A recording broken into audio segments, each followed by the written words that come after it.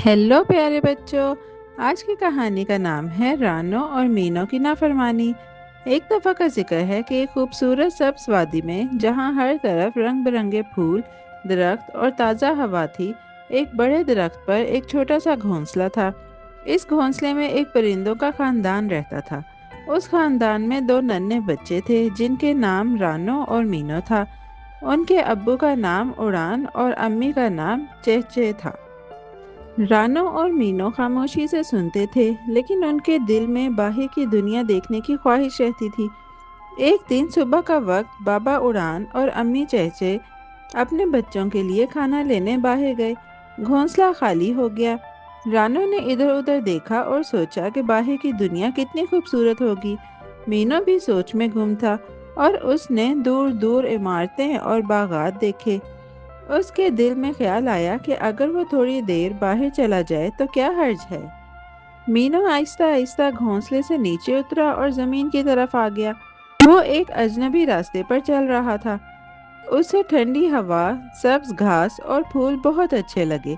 वो खुशी से चूं चूं करता हुआ आगे बढ़ता गया और हर चीज को देखकर हैरान होता रहा।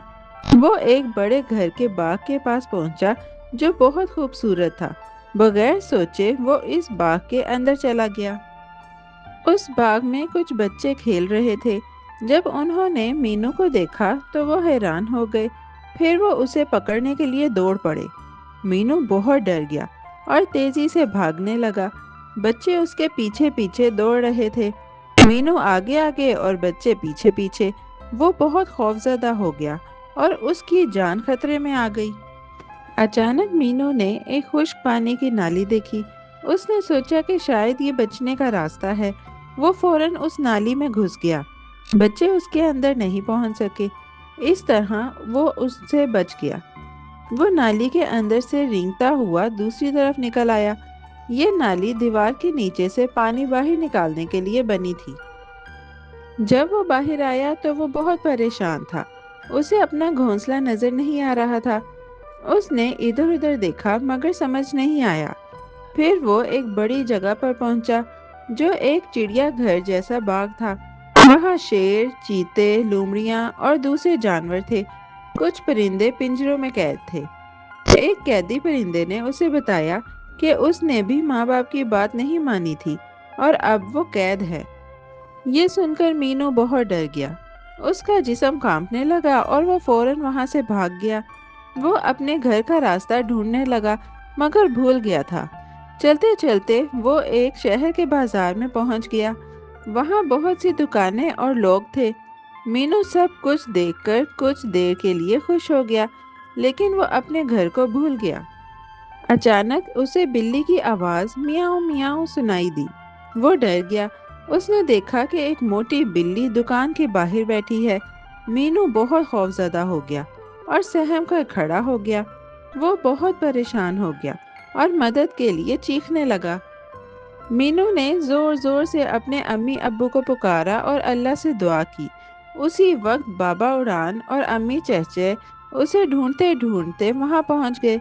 उन्होंने उसकी आवाज़ सुनी और फौरन उसकी तरफ आए। उन्होंने मीनू को बिल्ली के पास देखा और फौरन उसे बचा लिया।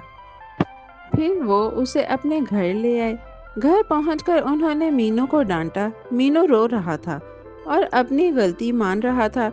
उसने पूरा वाकया अपने अम्मी अब्बू को बताया।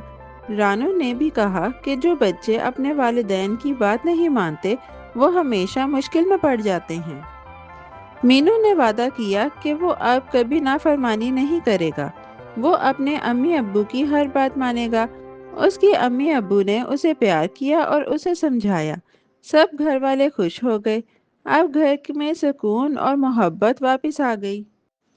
इसके बाद रानो और मीनू अपनी अम्मी अब्बू के साथ खुशी खुशी रहने लगे। उन्होंने कभी भी अकेले बाहर जाने की गलती नहीं की और हमेशा अपने वालिदैन की बात मानी। उनकी जिंदगी आराम और खुशी से भर गई। तो प्यारे बच्चों, आज की कहानी यही खत्म होती है। हम कल एक नई और दिलचस्प कहानी के साथ फिर वापस आएंगे। Bye bye. प्यारे बच्चों, कैसी लगी आपको ये कहानी? ऐसी ही मज़ेदार कहानियाँ सुनने के लिए हमारे चैनल को लाइक, सब्सक्राइब और शेयर करना मत भूलिएगा। Bye bye.